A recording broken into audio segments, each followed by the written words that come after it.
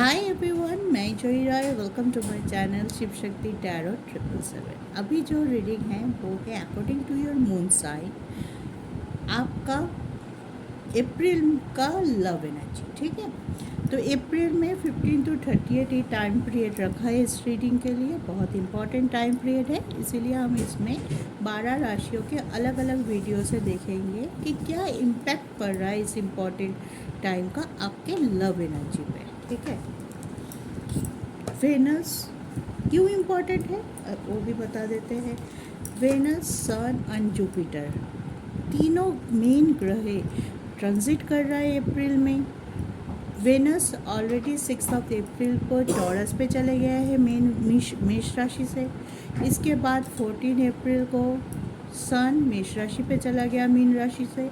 And 22 अप्रैल को Jupiter यानी बृहस्पति जाएगा मीन टू मेष पे। तो ये टाइम सारे राशियों के लिए बहुत ज़्यादा इम्पोर्टेंट है और इसी के ऊपर बेस करते हुए, एस्ट्रोलॉजिकल एस्पेक्ट के ऊपर बेस करते हुए हम अब देखेंगे कि आप सभी के लिए क्या लव एनर्जी इस टाइम आप रिसीव करने वाले हैं यूनिवर्स से। ठीक है, तो ऑलरेडी बहुत सारे राशियों का हमने प्लेलिस्ट बना दिया है, अपलोडेड है। अगर आप एरीज टू सैजिटेरियस किसी भी राशि के आप हैं या आपके पार्टनर हैं तो आप मेरे चैनल पे जाके प्लेलिस्ट से वो वीडियो देख सकते हैं। आज जो रीडिंग लेके आ गई हो द नेक्स्ट वन यानी कि कैप्रिकॉर्न यानी कि मकर राशि के लिए ये रीडिंग रहेगा। मकर राशि के लिए जितने भी व्यूअर्स मून साइन से मकर राशि के हैं या उनके पार्टनर मकर राशि के हैं तो ये वीडियो आपके लिए है, ये वीडियो को देख सकते हैं।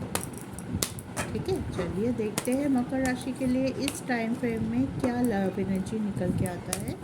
ओवरऑल एनर्जी पहले चेक कर लेते हैं एनर्जी ओरेकल से, उसके बाद हम टैरो से भी थोड़ा क्लैरिफिकेशन कर लेंगे सिचुएशन को और थोड़ा इजीली समझ लेंगे। ठीक है, तो Capricorn April 15 to 30 love energy. चलिए देखते हैं। जय माता।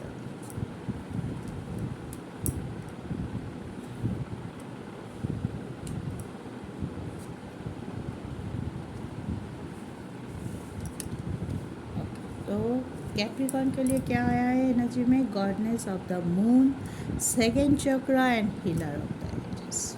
Beautiful energy.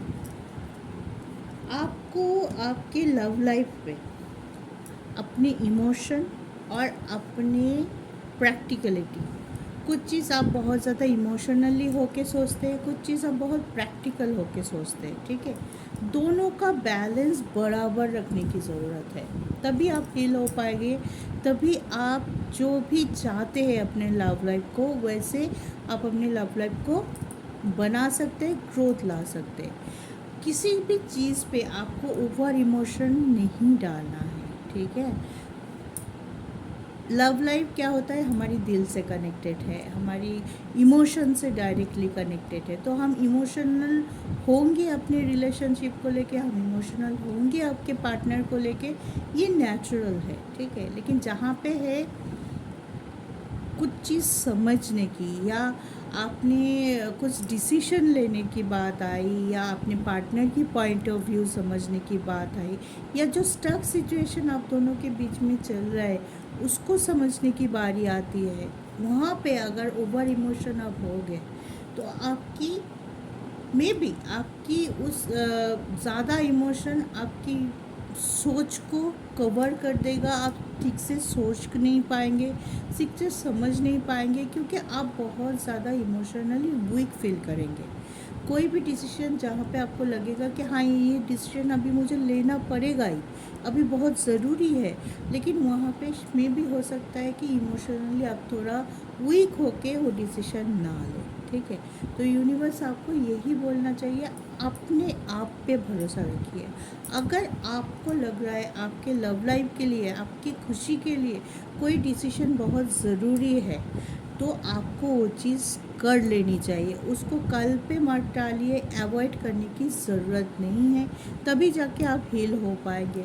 कभी कभी होता है कि हम दुखी है, परेशान है, कुछ चीज़ों को लव लाइफ पे ऐसा नहीं हो रहा है, उन्होंने ऐसा बोल दिया मुझे, वो चीज़ सोचते रहते हैं और दुखी होते हैं। अगर कोई चीज़ आपको अच्छा नहीं लग रहा है, जो चीज़ आपको दुखी करके जाता है, आपको परेशान कर रहा है, तो आपको क्या करना चाहिए? आपको ये नहीं सोचना चाहिए कि मैं बोलूँगा या बोलूँगी तो क्या इम्पैक्ट होगा।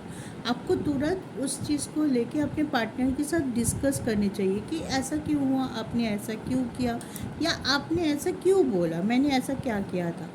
कोई भी पॉइंट में जब आप देख रहे हैं कि अ, आप बहुत ज़्यादा वीक फील कर रहे हैं, कोई डिसीजन नहीं ले पा रहे, बहुत ज़्यादा कंफ्यूज है कुछ चीज़ों को लेके, तो आपको उस चीज़ पे बहुत सोचने समझने की ज़रूरत है, लेकिन लॉजिकली सोचने की समझने की ज़रूरत है।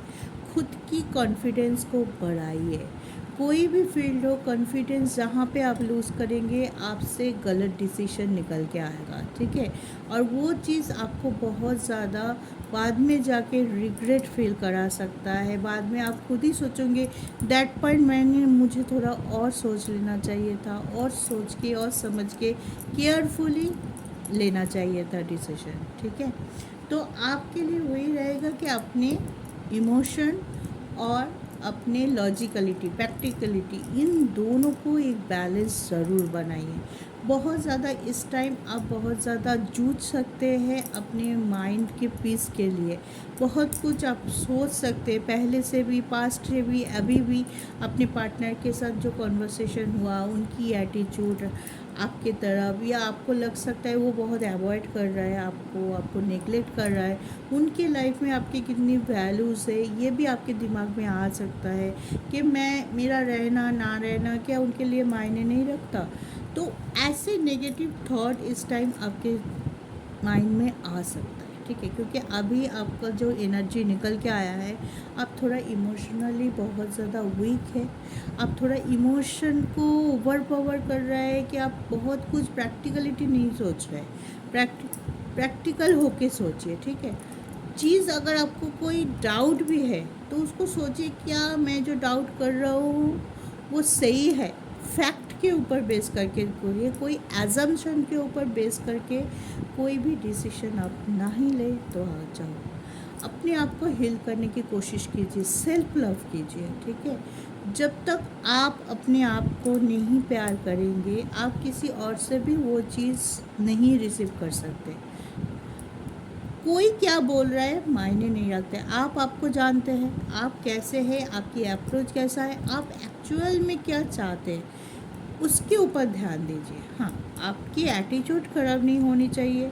आप एरोगेंस को अगर प्रोवोक कर देंगे सेल्फ लव करते करते, वो सही बात नहीं है। ईगो को ला देंगे रिलेशनशिप के बीच में, वो भी सही नहीं है। लेकिन अगर आपकी तरफ से, आपके पार्टनर की तरफ से, आपकी तरफ कोई ऐसा चीज़ हो रहा है, ऐसी बातें, ऐसी सिचुएशन जो आपको दुखी कर जाता है, तो आप श्योरली पार्टनर के साथ बहुत ही सॉफ्टली सुलझे हुए वे से आप बात कीजिए, ताकि चीज़ क्लैरिफाई हो।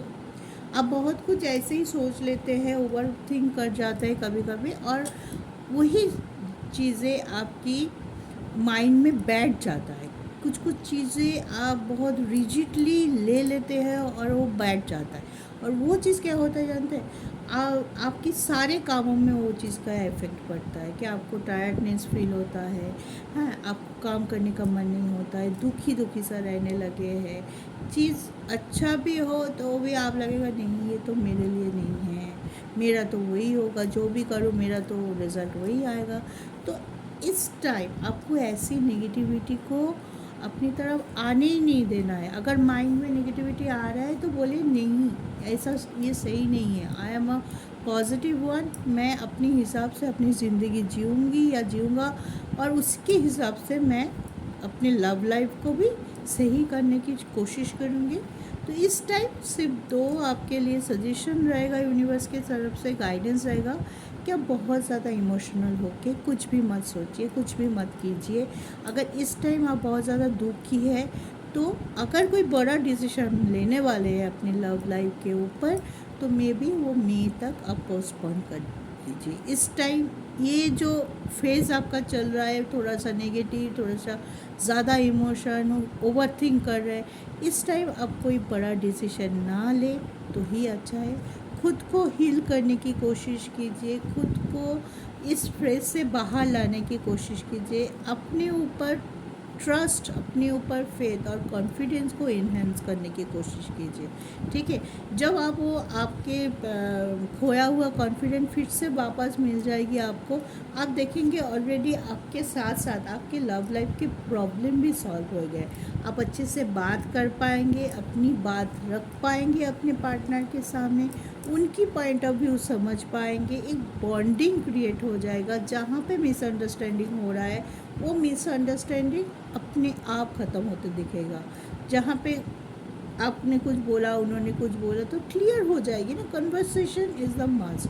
पॉजिटिव कन्वर्सेशन करना बहुत ज़रूरी है। अगर आप दुखी होके या परेशान होके अपने पार्टनर से बात करना ही बंद कर चुके हैं इस टाइम बहुत ज़्यादा, कि नहीं बात ही नहीं करते, बात करेंगे तो झगड़ा होगा, बात करेंगे तो एक दूसरे को ब्लेम ही करेंगे, तो आपने सोचा नहीं, अब दूर रहना ही बेहतर है, बात ही नहीं करते हैं। ठीक है, ओके, कुछ दिनों तक आप रहिए, रह के अपने आप को सोच लीजिए, समझ लीजिए चीज़ों को, लेकिन कभी ना कभी आपको कन्फ्रंट करना पड़ेगा, कभी ना कभी आपको डिस्कस करना पड़ेगा, क्योंकि रिलेशनशिप एक का नहीं होता है। रिलेशनशिप में दोनों ही इक्वल होते हैं, तो इक्वल गिव एंड टेक तो होना ही चाहिए। तो आपको आपके कोई भी प्रॉब्लम हो, कोई भी समस्या हो, खुल के बात करना बहुत अच्छा रहेगा आपके लिए, और वही सही भी रहेगा। ठीक है, तो इसी एनर्जी से थोड़ा सा आप अपने आप को नेगेटिविटी से बाहर लाने की कोशिश कीजिए,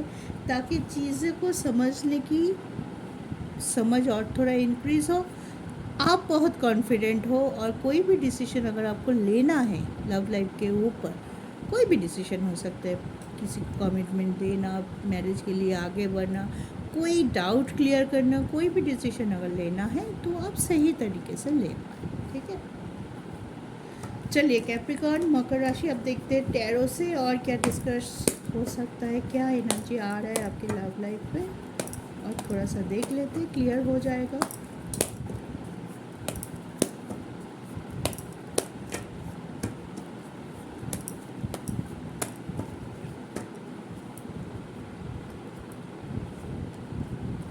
देखिए, कम्युनिकेशन की बात कर रहा था, कम्युनिकेशन का कार्ड आ गया। आपको बात करनी है, बात बिल्कुल रोक मत दीजिए, अपने आप को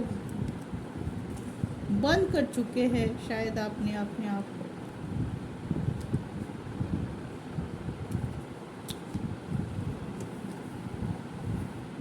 किंग ऑफ कप्स, ठीक है, कॉन्फिडेंट और कम्युनिकेशन, ये दोनों की रहेगा आपके लिए इस टाइम के लिए, ये दोनों टिप्स रहेगा आपके लिए।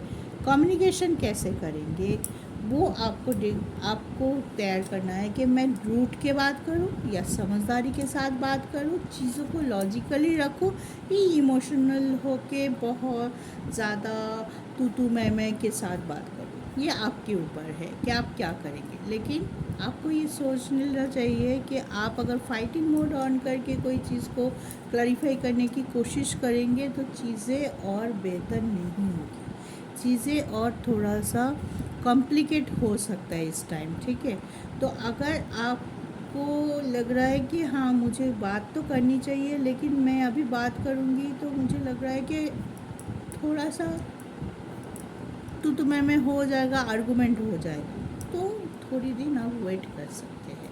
हाँ, जब आपकी ऊर्जा, आपकी एनर्जी बैलेंस हो, अब तभी बात कीजिए।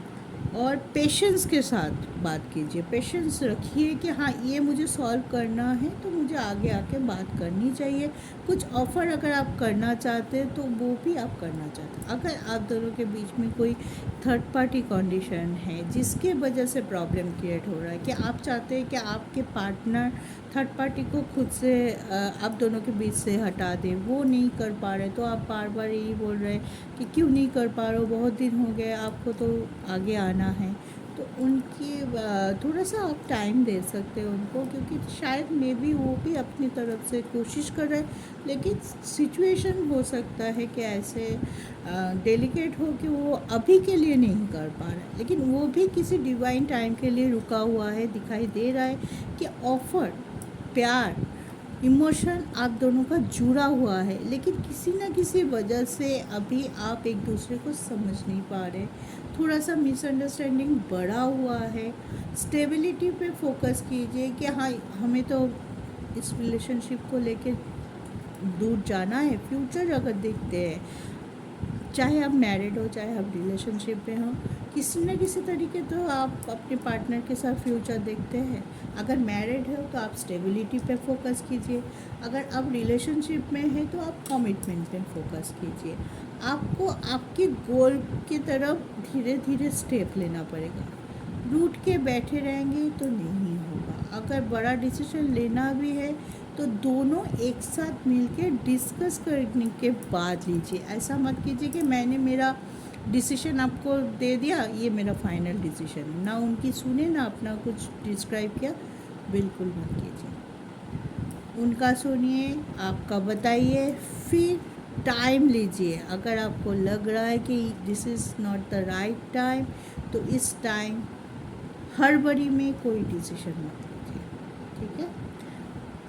क्योंकि मुझे लग रहा है कि अगर अभी अब बहुत जिस एनर्जी निकल के आया है कैप्रिकॉर्न के लिए, इस टाइम कोई भी पॉजिटिव डिसीजन अगर आप ले सकते हैं, मैं नहीं बोल रही हूँ कि बिल्कुल नहीं ले सकते, लेकिन हाँ, अगर आपको लगेगा कि मैं हड़बड़ी में ले रहा हूँ, किसी चीज़ के ऊपर मैनिपुलेट हो के ले रहा हूँ कि हाँ मुझे लेना है, बस मुझे नहीं सुनना है आपकी बात, मुझे ये करना है तो करना है, तो इस एनर्जी में मत रहिए, ठीक है? ऐसे अगर करेंगे तो चीज़ें सॉल्व होने के बजाय थोड़ा और ज़्यादा उलझ जाएगा। तो सोच समझ के अपने मन की बात सुनिए, अपनी इंट्यूशन को सुनिए, अपनी दिल क्या कहना चाहता है आपके। अगर दिल बोलता है कि आप उनके साथ जुड़े हुए हैं तो wait for that person, wait for her or his decision, क्या बोलना चाहते, क्या करना चाहते हैं, ठीक है? फिर आप अपने पॉइंट ऑफ व्यू रखिए, ठीक है? तो ये था मकर राशि यानी कैप्रिकॉर्न की love energy for 15 to 38 April. Patience रखिए, अपनी कॉन्फिडेंट को बढ़ाने की कोशिश कीजिए और इमोशन को बैलेंस कीजिए। ये 3 टिप्स अगर आपने फॉलो कर लिया तो आप देखेंगे आगे जो भी डिसीजन आप अपनी लव लाइफ में लेना चाहते हैं, जैसे आप लव लाइफ को चलाना चाहते हैं या जिस चीज़ की प्लानिंग कर रहे हैं, जो आपकी डेस्टिनेशन है, गोल बना के रखा है कि इसके बाद ये होगा, इसके बाद ये होगा, वो रास्ता आसान हो जाएगा। आप देखेंगे ये आप दोनों के बीच में जो ऑब्स्टिकल थे, जो बाधाएं थे, वो धीरे धीरे सॉल्व होते जा रहे हैं, क्योंकि आप पॉजिटिव हो रहे हैं, आपके पार्टनर पॉजिटिव हो रहे हैं, दोनों एक साथ मिल के किसी चीज़ के ऊपर या किसी गोल के ऊपर एक साथ मिल के काम कर रहे हैं, तभी जाके आपको वो फीलिंग्स, वो लव, वो पैशन, वो रिस्पेक्ट फील होगा और आपकी विश भी मैनिफेस्ट होगा। तो ध्यान रखिए अपना और अपने माइंड को हमेशा पॉजिटिव रखिए। तो ये था कैप्रिकॉर्न मकर के लिए love energy for the April. अच्छे रहिए, सुखी रहिए, खुश रहिए, सबसे बड़ी बात, और ज़िंदगी में आगे बढ़िए। जय शिव।